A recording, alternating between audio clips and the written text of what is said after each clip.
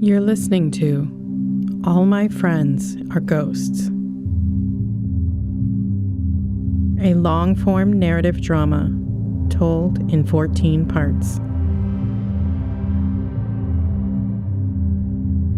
Episode 13, The Turn.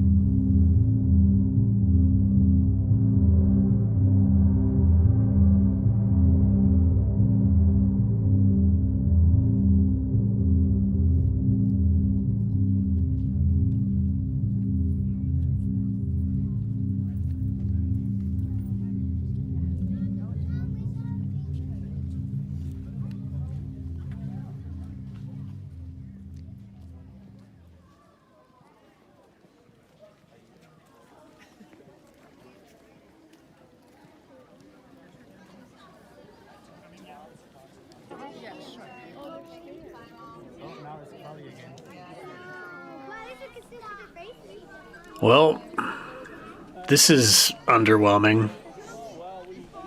They stood there at the chest-high granite wall at the top of the amphitheater, squinting through the sunlight breaking over the monument, while dozens of tourists buzzed around them, snapping photos and eating ice cream. Yeah, I know. Peter wasn't at all concerned with whatever American heroes had been blasted into the face of the mountain. Nor was he, unlike his brother, particularly interested in bemoaning the state of the country's tourism industry or griping about selfie sticks. His focus was solely to finish what they'd started out to do and to get back home. It looks like there's a trail down off to the side that goes off to where there's fewer people. As he set off single-mindedly, Simon followed behind him, walking the length of the rows of seats and off into the paths beyond, rolling eyes at the banal similarity of everyone they passed. What I don't understand is they all take a group photo and then they each take pictures of themselves individually or in pairs or whatever. Like, you already have a picture of each of you together in that exact same spot. And it doesn't even involve the awkward angling of your outstretched arm or, like, your arm awkwardly holding a pole. Like, what is happening? It's because it's a thing now. What, selfies? Yeah, but I mean, it's like an actual thing. Like, it's an official, I don't know, category or something. Like, they all get in a group shot, and then they all each want a selfie. Like, it's just a thing people do now, I guess. Okay, but I've seen some of them get another person to take a picture of just them alone, and then they also take a selfie afterward. Yeah, no, because it's a thing now. That's what I'm talking about. They actually want a picture of themselves that's clearly been taken by themselves. It's like a thing or something. Let's go off here. Peter took off his sunglasses and nodded toward a somewhat mystical-looking bur oak to his right, and started to climb the small ridge from which it projected.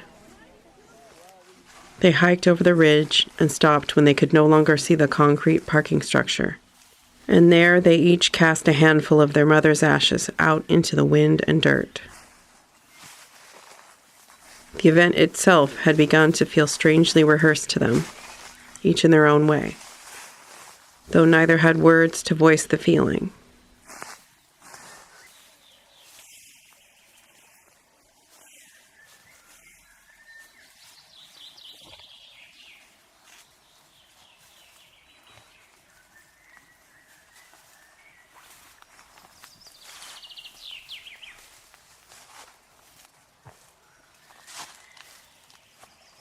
When they reached the granite wall beyond the amphitheater, they turned around, shading their eyes from the piercing sun, both looking off to the right of the monument toward some lonely patch of wilderness tucked just out of sight.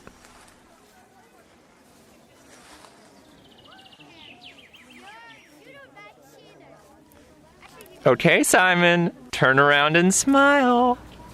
Oh, Christ. Okay. They each took turns taking each other's picture, washed out with blaring sunlight, in front of the monument where their mother had stood 30-some-odd years prior, and then they had a passerby take a photo of both of them. Here, okay. selfies. All right, let's make sure it's super awkward, too.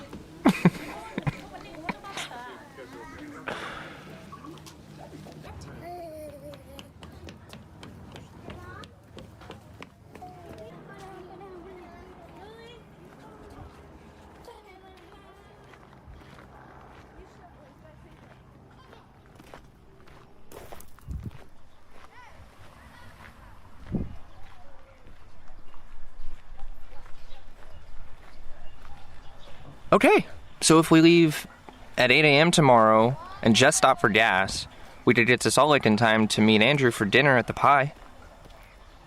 Have you called him yet? No, not really. What do you mean, not really? You either called him or you didn't.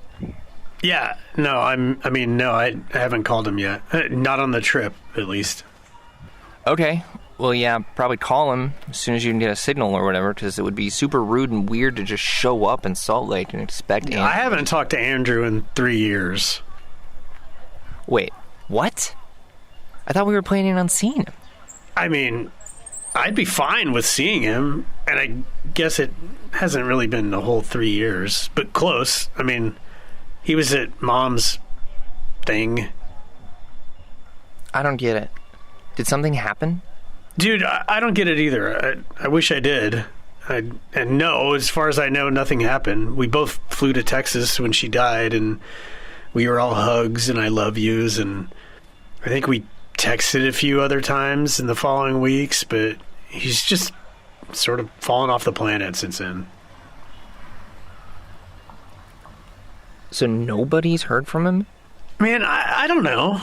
I mean, I've sent him messages online, and it'll say he's read them, and then he just never writes back. And I called him several times, and I even messaged Marcus, and he hasn't heard from him either, but I don't know.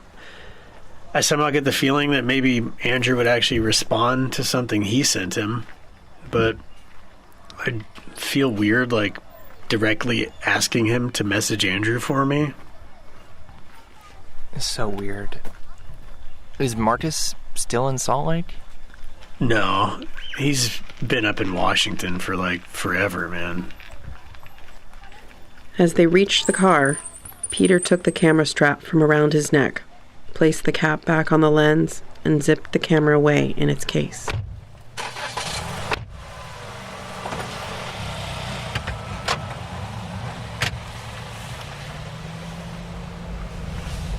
I'm not sure I'm following. Have you tried getting a hold of Lauren? No, why would I do that? I don't know. Because she probably knows where her brother is. I think you're misunderstanding the situation. I've called him, I've texted him, and I've written him messages, and he isn't getting back to me. He's not missing, he's ignoring me. Huge difference. Besides, I haven't even talked to Lauren in like 4 or 5 years. I don't even know how to get a hold of her. Well,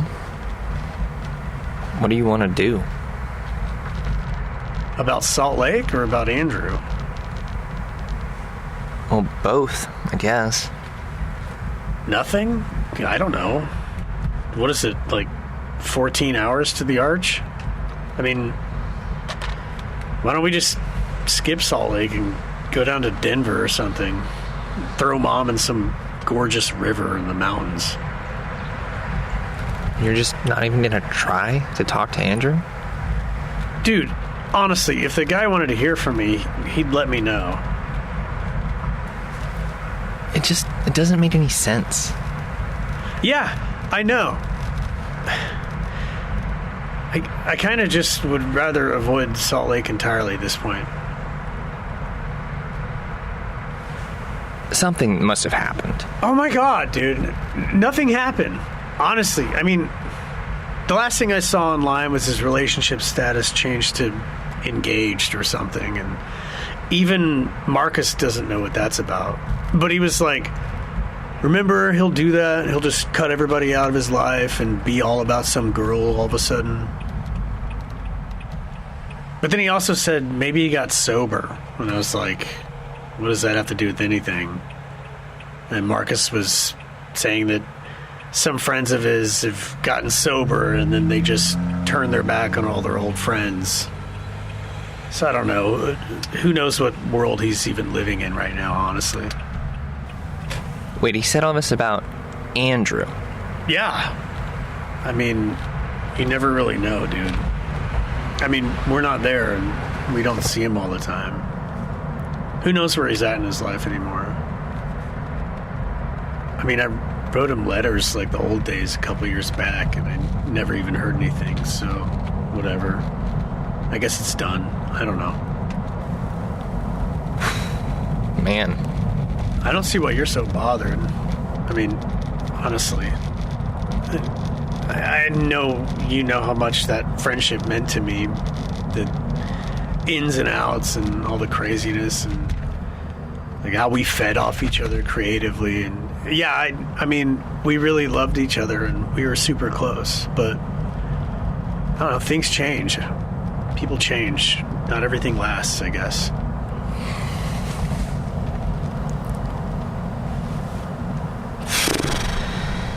I really wanted to go to the pie.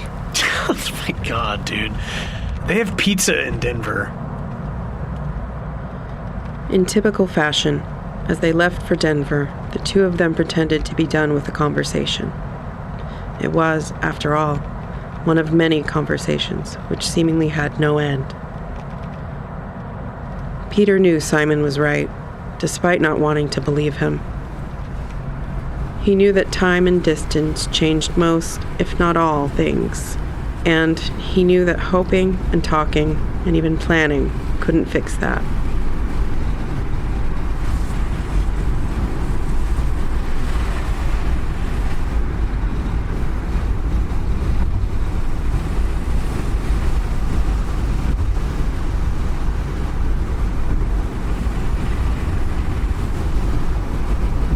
They were heading down 191 in the midday heat, windows down, the radio off, when Peter turned to his brother and asked, What are you doing? What do you mean? Simon pulled his arm back inside the car. With my arm in the wind? No, God. No, I mean when we get back, or once we're back, in San Francisco. What are you doing? Oh. He'd been thinking about it too. I don't know. I mean, I do and I don't. I mean, I think from everything we've talked about, you have a good sense of how I'm feeling there. I do. I think. Simon's main fear, reflecting on all the hours spent at each other's throats, was hurting his brother. Not the way you hurt someone by grating on them over the course of a week and a half in a car together, but the way you hurt someone by leaving them alone, by abandoning them.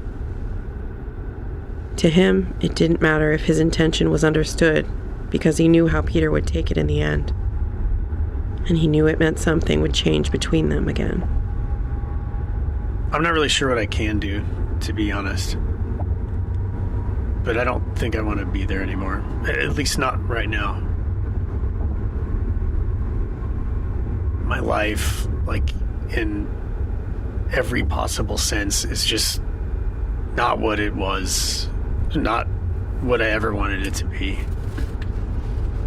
And I've had this burning ache in me for, like, the last year to just drop a match and walk away while it all burns to the ground. Peter's eyes remained fixed on the road ahead, his fists strangling the wheel. It just sounds so final. I mean, I could see being all right with it or getting used to it if it weren't for the scorched earth precision implied. Look, Peter, we're too old for you to act like you don't know who I am or how I am. I'm just this ball of nerves being kicked around in different directions. Usually by me, I know, but still. I mean, I'm hot and I'm cold and I'm being turned off by the reality of the bay right now. And that could be something that just spins around in me and lands me back right where I was mentally and emotionally 2 or 3 years ago. But I'm just not there right now. And come on, once I've made up my mind on something, I mean, dude. I know.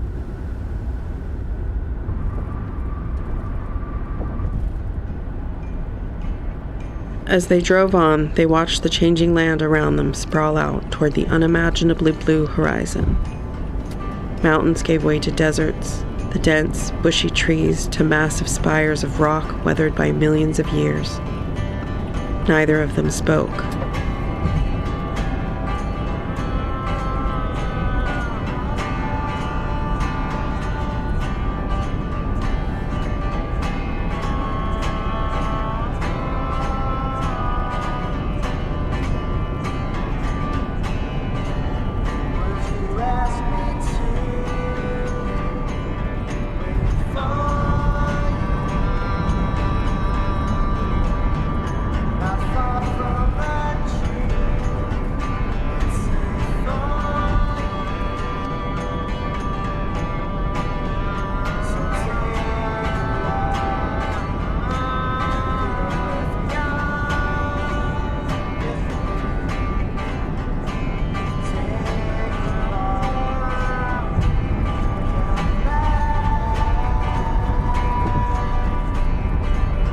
I wrote him a letter. Huh? Andrew? No. Oh. What kind of letter? This was like, I don't know, a couple days after we broke up. You can probably imagine what kind of letter it was. Yeah. Anyway, I was in Dave's, drinking way too much. Yeah. Even for me, okay? Anyway, I was sitting there blasting Cap'n Jazz in my earbuds and just furiously composing what felt like... I don't know. What? I don't know. I don't know. I guess it just felt like something really important at the time. Yeah, I mean, well, of course it did, Simon. I mean, you were just freshly... No, I know. I don't know. Like, it felt really important then, and it just sort of feels silly now. Like, all the stuff I was saying, these big architectural masterpieces of prose about my feelings or whatever. Yeah.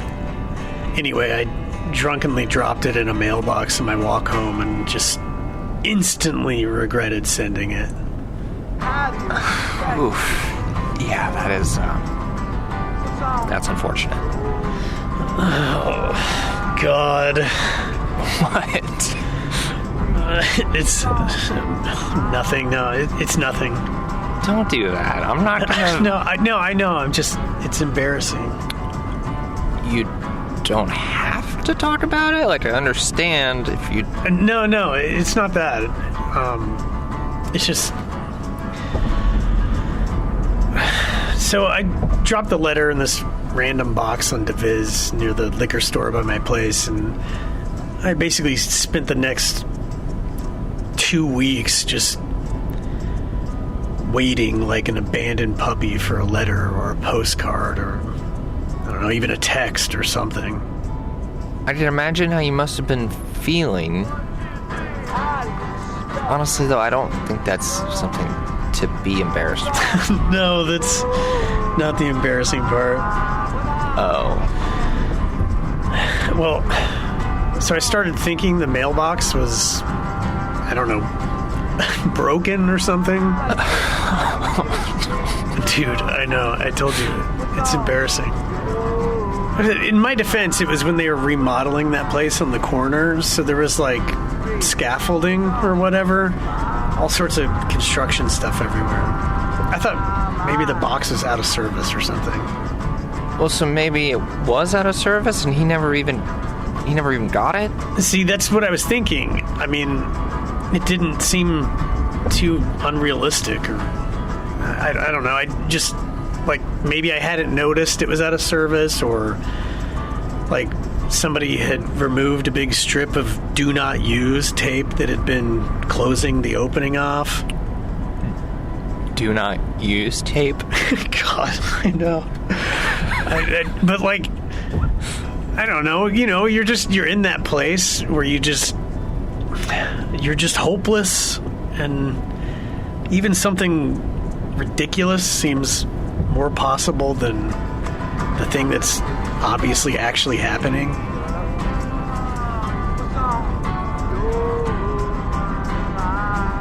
So anyway, after like 2 weeks, I went and I mailed myself a letter from the same box. Oh, eek, dude. Yeah. And it instantly arrived. Yeah. Honestly, I was rooting for you, for what it's worth. God, it's so embarrassing.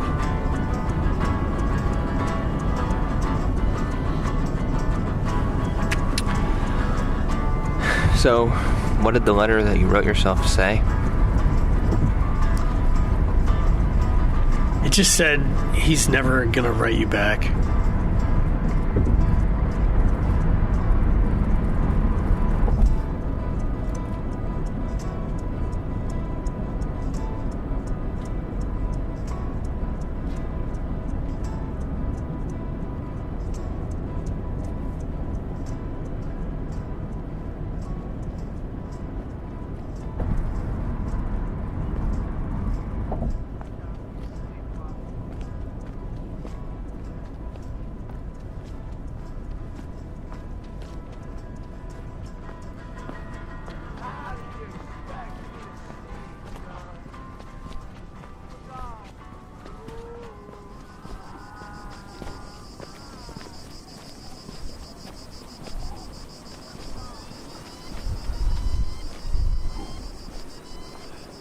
Christ, it's hot.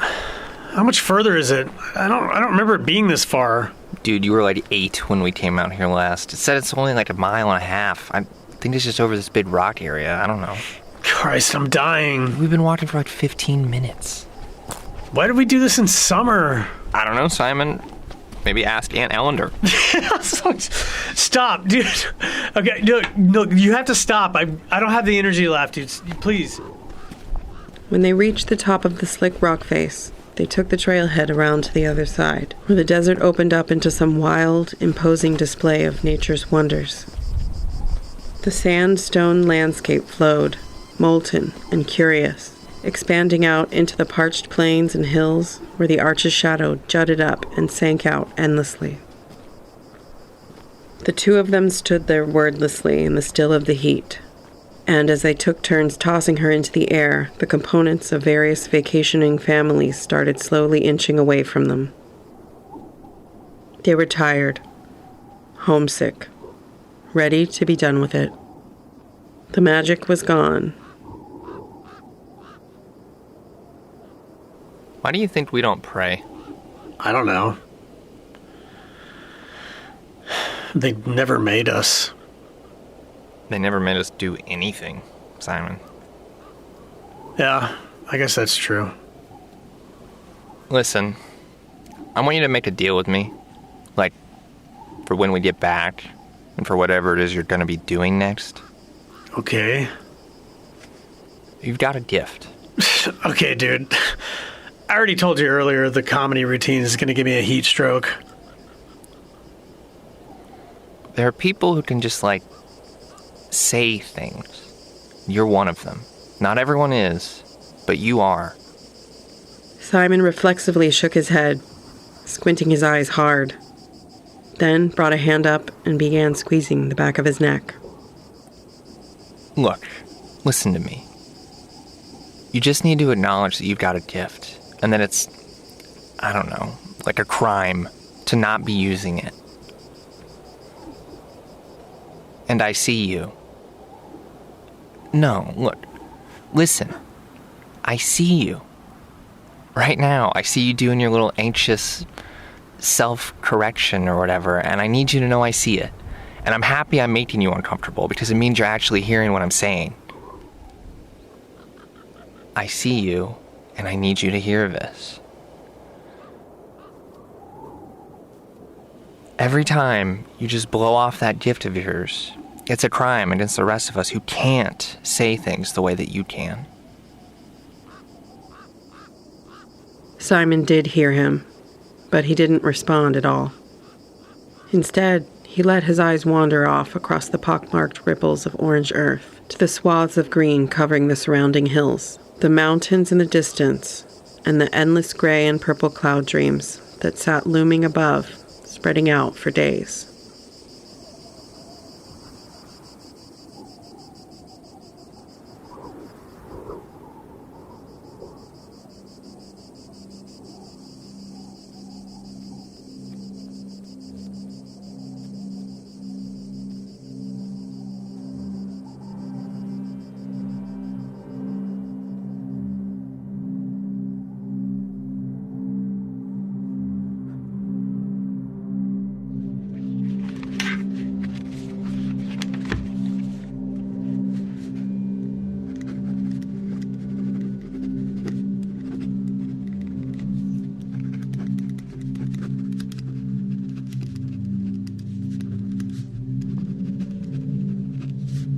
Seeing him again after all that time was even stranger than I had anticipated.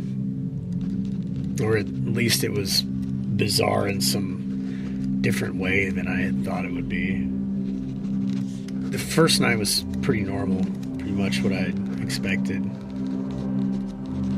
But the morning we left kind of threw me. What is it in me that compels me to please someone who doesn't even deserve it? Or who I always thought hadn't earned it? Or who hasn't even asked for it in any real sense? I'm halfway through my breakfast and I suddenly find myself performing for this person who ignored me my whole life. Sitting there with this big grin on my face, just sort of instinctively trying in desperation to make him laugh or think something I said was smart. After all this time spent being my own person and embracing autonomy and independence above any other virtue, I still have this sad kid in me that wants him to like me at any cost. Peter talks about family meaning so much, being some kind of world in itself or whatever. But I honestly haven't felt that since I lost you. That unspoken blood oath to the only home that makes any sense. The comfort of being alone with another person. The inbuilt guilt that separation brings. The searing pain of knowing it'll end. All I have is what's left over when everything I am is gone. He was the same. You know, you're gone for so long and you know that you've got these old caricatures of people amassed in your psyche, just some memories of how you yourself interpreted your shared experiences in your little mammalian brain. And you know none of that is plain fact. And none of it is history, not actual history. You know almost all of it is just whatever you saw and whatever you heard and filtered through how you were feeling when it happened and how you've felt since and how you feel now. And you know it can't be the whole truth. But sitting there across the table from him, I found myself seeing it just the same. I couldn't detach anymore. And maybe that's still my own hang-ups and everything that I've got stored in my mind about him and about us and Peter and all of it, everything I've experienced. I mean, the only decipherable change in either of us that could be gleaned from some breakfast table small talk is that now I'm a man with a graying beard and now he's an old man with hearing aids and no hair, but that doesn't count for much of anything. does it? The truth of it is that he's still who he was in every memory I've got, because when I'm around him, I'm still who I was when those memories were made. Nothing has changed for me. Time and distance haven't healed anything.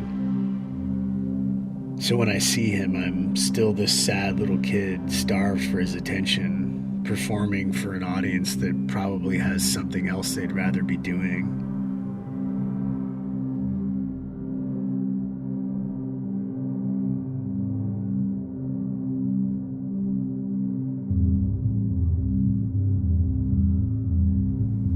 All My Friends Are Ghosts is written and directed by Blake Cormier.